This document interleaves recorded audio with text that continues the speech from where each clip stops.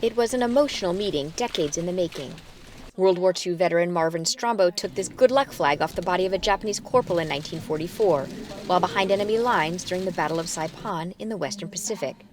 Now, 73 years later, he's returning it to the soldier's family. I saw that he had his flag folded next to his heart, and I was reaching for it, and I couldn't take it.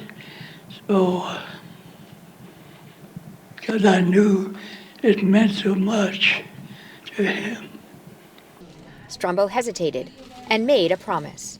I had such a moment with your brother 73 years ago, and I promised him at that time I would return the flag someday to the family.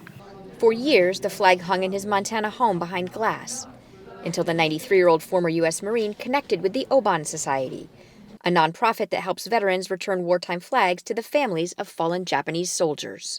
This week, he traveled 10,000 miles from Portland, Oregon to a remote mountain village west of Tokyo to fulfill that promise. I knew it meant a lot to the family,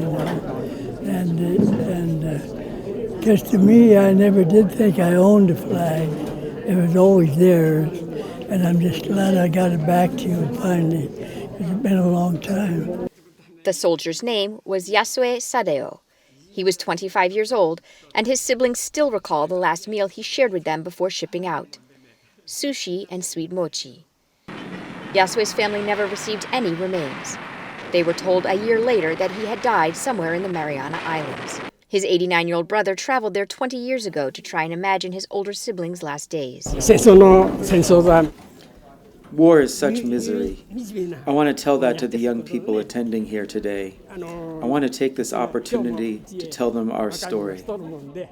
Now, Strombo can fill in some of those blanks, bringing a measure of peace to the family and to himself after years of mystery.